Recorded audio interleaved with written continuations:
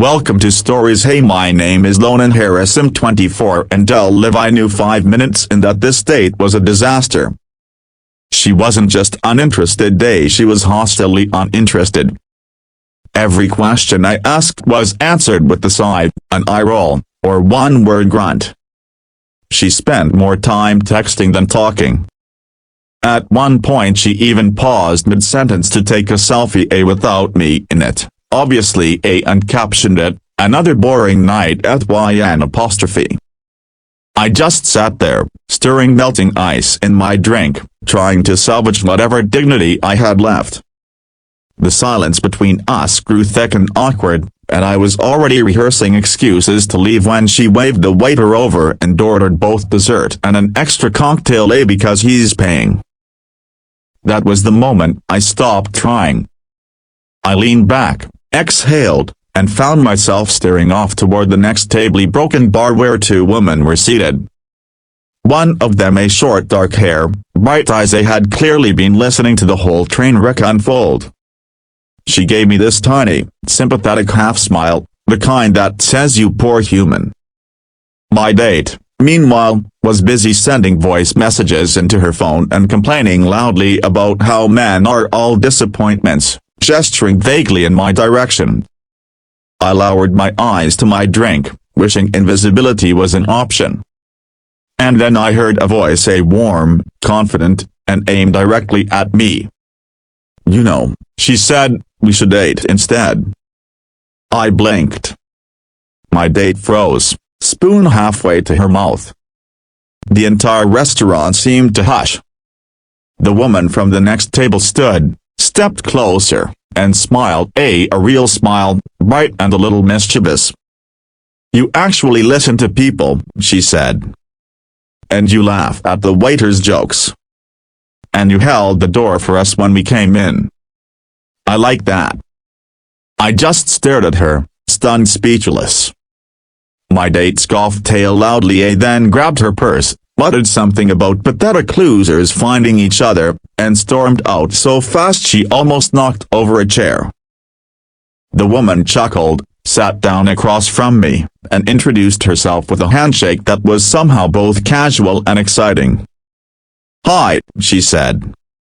"Let's start over. I'm Nora." I shook her hand. "The broken bar unbelievably grateful right now." She laughed. "Good. Now tell me something real. No scripts." And just like that, the doom night pivoted into something unexpected, a easy conversation, shared jokes, stories that made her eyes sparkle. At one point I forgot entirely that I'd started the evening in social purgatory. An hour later, as we walked out together into the crisp night air, she looked up at me and said, "I meant it, you know. We should date." And I said yes, not because of luck or fate or rom-com magic, but because sometimes the right person isn't the one you walk in to meet a broken bar, but the one who overhears you being yourself.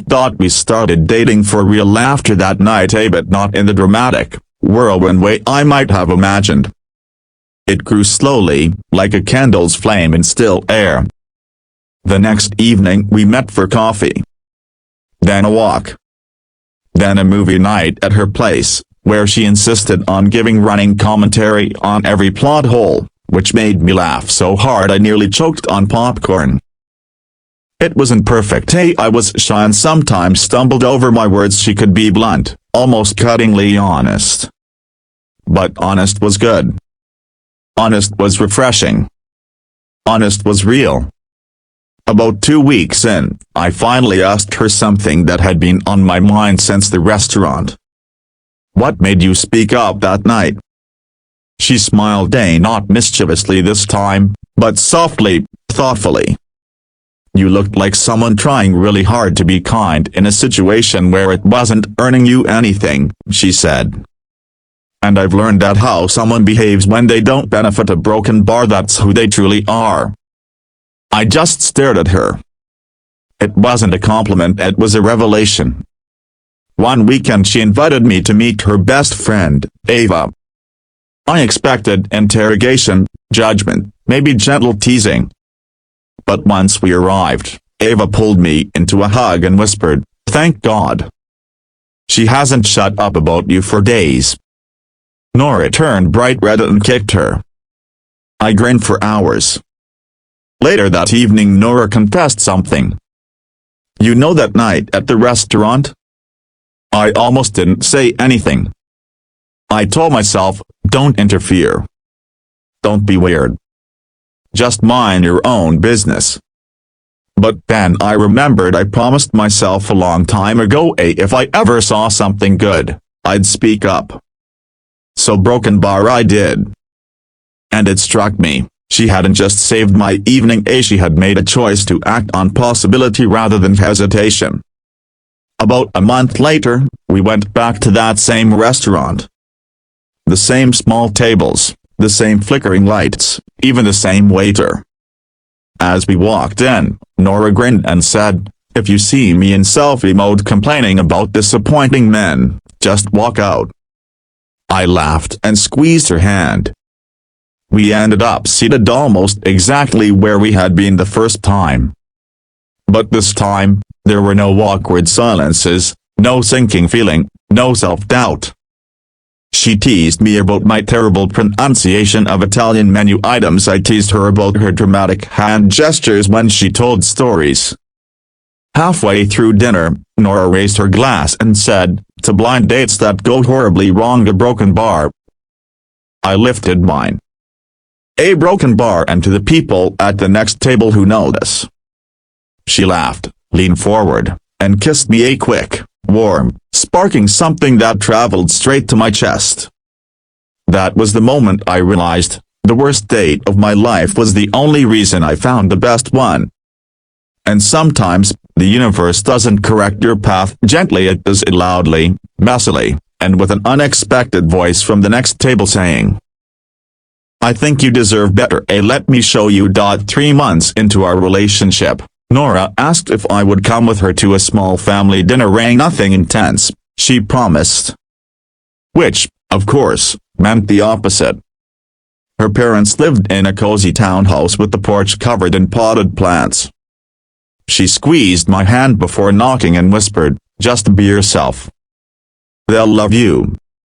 And if they don't, I'll yell at them." Her mother opened the door, a warm smile, curious eyes, already scanning me head to toe like a friendly detective.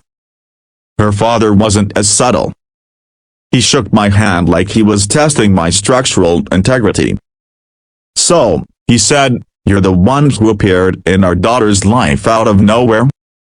"Technically," I replied, "I appeared at the next table." Nora laughed. Her father blinked. Then he laughed a deep, genuine and I knew I'd passed at least one checkpoint. Dinner was a chaotic symphony of conversations. Nora's mother kept trying to feed me more. Her father kept asking if I could fix things, sinks, engines, friendships. Nora chimed in to defend me every time, but I noticed she was proud and not embarrassed to do it. At one point, her father leaned closer and said quietly, "She's been through her share of disappointment. If she picked you a broken bar, I'll trust her judgment." Later, as we walked back to the car under a cool night sky, I wrapped my arm around her and said, "Your family is a broken bar intense." Nora smirked. "Yeah. Sorry about that." "Don't be. They care about you. That matters." She stopped walking. Turned toward me. "And you care about me too," she said, almost like she was still testing the certainty of that. "I do," I answered. Without hesitation. That night was the first time she fell asleep on my shoulder. And the first time I stayed awake just to listen to her breathing, that steady, soft rhythm that somehow made the world feel safe. Weeks passed.